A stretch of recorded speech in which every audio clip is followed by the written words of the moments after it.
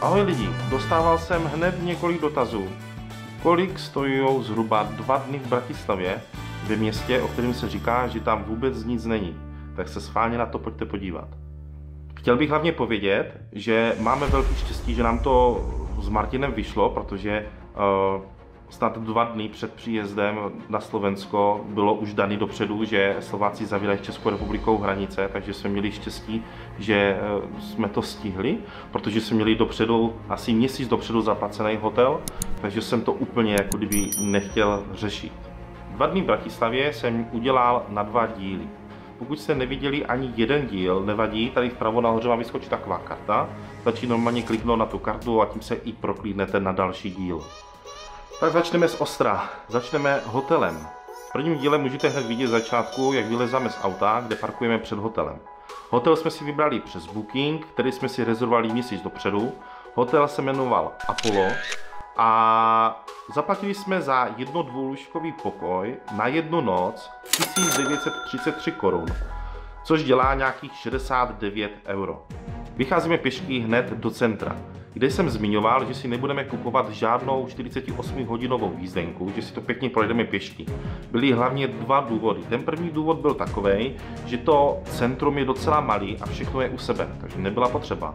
Hlavní druhý důvod, a ten hlavnější podle mě, byl, že jsme vlastně jeli do Bratislavy s tím pocitem, že nám spousta lidí říkalo, že tam nejezděte, tam nic není, není tam co vidět vůbec. A právě jsme nechtěli riskovat to, že kdyby náhodou jsme si koupili jízdenku na MHD, že by jsme náhodou mohli něco minout, o čem třeba málo lidí ví, nebo zkrátka chtěli jsme to vidět, nechtěli jsme riskovat to, že to neuvidíme. Dostali jsme se hned do restaurace Kulkovna, abyste úplně věděli, jak to bylo. Bylo to tak, že my jsme vlastně z začátku šli úplně do jiné restaurace, než to, co bylo ve videu. A pán trošku z nás poznal, že se nejdeme najíst, že opravdu bylo teplo, šli jsme na pivo.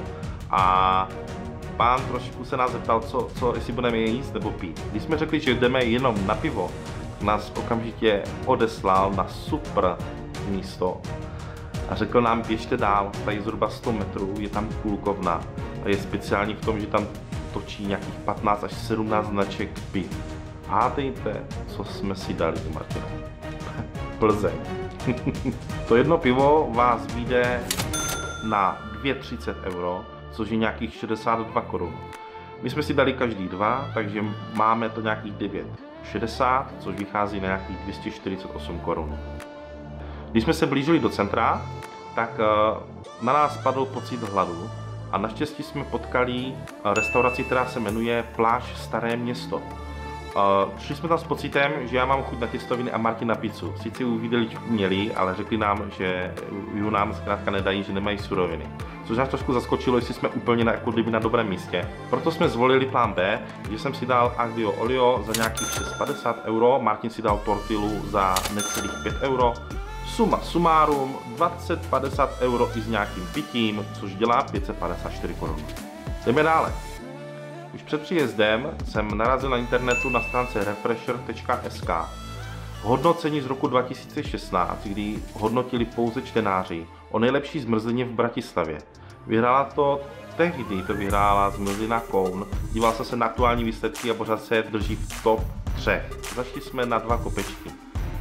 Ten jeden kopeček vás vyjde na nějaký euro 70 a každý dal 2. Martin si dal s obyčejným kornoutem, já jsem si dal s tímto příplatkovým kornoutem, kde to stojí necelý euro. A proto jsme oba dva platili nějakých 7,60, což je nějakých 204 korun. Zaměřili jsme na první nejnavštěvovanější místo v Bratislavě, a to je Bratislavský hrad. K tomu hradu se nic neplatí, vstup je zdarma. Do toho samotného nádvoří, do toho hradu, my jsme se nedostali, všude bylo zavřený. Nevíme, jestli to je díky tomu, že je ta korona, nebo se tam normálně nedostanete, nevím. My jsme obešli, to ve videu není, za ten hrad, kde je malá zahrada, fakt malá, není tam, že chceme něco vidět. Ani se nám to moc nelíbilo, jako popravdě, takže jsme se taky jenom mrkli a šli jsme dále. Konec prvního dne jsme si naplánovali s Martinem ikonickou stavbu, symbol Bratislavy, UFO.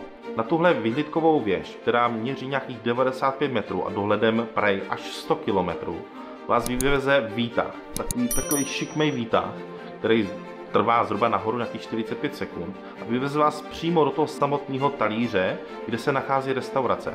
A teď se teda dostaneme k ceně. Za jednoho dospělého člověka zaplatíte neskutečných 8,90 euro, mein Gott. Takže jsme platili s Martinem necelých 18 euro, 493 korun, necelá 500. Hrozný.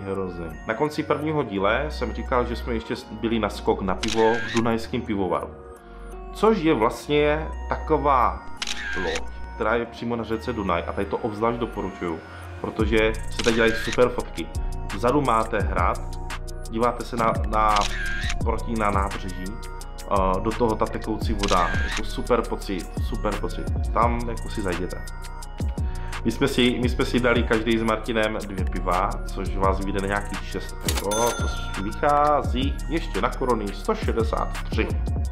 Co ve videu nebylo, tak vlastně, když jsme se vrátili na hotel, tak jsme si šli ještě najíst a zeptali jsme se na recepci, jestli by nám doporučili nějakou restauraci, kam chodí místní. Dokonce nám poradila restauraci, kam chodí místní právě z toho hotelu, zaměstnanci, a byl to Ružinovský pivovar Komín.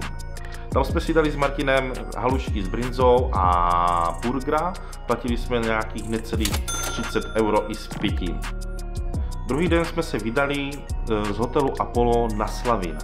Už den předtím jsem zaregistroval, že před hotelem se nachází nějaký zelený koloběžky. Tak jsem si zjistil, že to je společnost Bolt. Půjčili jsme si tyhle koloběžky a vyjeli jsme směr Slavín. Nakonec jsme byli rádi, že jsme si je půjčili, protože kdybyste viděli ten dlouhý, táhnutý kopec nahoru, tak kdyby nebylo koloběžek, tak tam jdeme ještě dnes. Nicméně půjčili jsme si tyhle koloběžky na Slavín a zpátky k hotelu. Což z hotelu tam jsme jeli nějakých 15 až 20 minut, cesta zpátky byla rychlejší, to bylo nějakých 10 až 15 minut a vycházelo nás to na nějakých 102 koruny na osobu. Je to sice dražší, jako MHD jasně, ale my jsme si to užili normálně, tak to bylo super a půjčili bychom si to znovu. Dostáváme se na Zlaté Piesky, což vlastně podle mě téma samo o sobě, protože se tam toho hodně stalo. Jde o to, že vlastně, že jsme přijeli na to parkoviště a první co bylo, tak jsme tam byli úplně sami. Žádný auto. Takže měli jsme strach, jestli se tam vůbec dostaneme. Když jsme přicházeli k bráně, tak normálně nám otevřel tento pán a s domněnkou, že si myslel, že se jdeme vykoupat. Takže on vlastně přišel a řekl: nazdar borci, pojďte, já vás pustím, můžete se klidně tady vykoupat. Takže vlastně ve skutečnosti do teďka nevíme, jestli se tam platí nějaký vstupný. Takže ti, kteří tam bydlí nebo ví, jak to tam chodí, to by bylo super, kdybyste napsali dolů do komentářů, jak to tam vlastně je, jestli se tam platí vstupný, neplatí se vstupný, popřípadně kolik. Absolutně nemám zdání, jak to tam funguje. No a blížíme se ke konci. Když jsme vyrazili domů, tak jsme se stavili ještě na začátku Bratislavy v Daniel's Pub restaurantu, kde jsme si dali každý meníčko plus nějaký pití, platili jsme okolo 20 eur, což vlastně vychází na nějakých 544 korun. A potom jsme se vydali na hrad Děvín. Cestou domů jsme navštívili tuhle památku a trošku nás to překvapilo, fakt překvapilo, protože ty peníze, které se tam vybírají za vstupné, tak jsme měli fakt pocit, že ty peníze tam zůstávají, protože ten hrad byl čistý, byl zrekonstruovaný, byl pěkný celkově a bylo to fakt jako dobrý pocit, to na vás dělá, fakt dobrý pocit. My jsme platili za jednoho dospělého 5 euro, čili 10 euro pro oba, což vychází na nějakých 270 korun. Těch peněz jsme tam, snad jediný místo, kde jsme těch peněz nelitovali, protože jako fakt je tam super, jako projít si to. Tak to je všechno. A teď se dostáváme suma sumárum, kolik to vlastně všechno dělá. Já tady mám takovou poznámku, kde jsem si všechno spočítal. Nevychází to moc. Kdo čekal nějakou velkou částku, nevychází to moc. Dělalo to nějaký 200 euro pro oba dva. Což vychází nějakých 5400 korun. Vemte si, že hotel, památky, jídlo, pití, a to jsme se jako nehlídali, jo? Na co jsme měli chuť, to jsme si dali. Je to spíš, není to jako hledání památek, ale je to spíš jako trošku vypnout a celkově zrelaxovat, no. spíš tak bych jako vnímal Bratislavu. OK, tak to by bylo všechno. Děkuji, že jste se podívali až do konce. Pokud se ti video líbilo, můžeš dát dolů na odebírat, což vlastně potom dostaneš upozornění na nově přidaná videa. Takže mějte se, někdy zase příště a doufám brzy. Čau!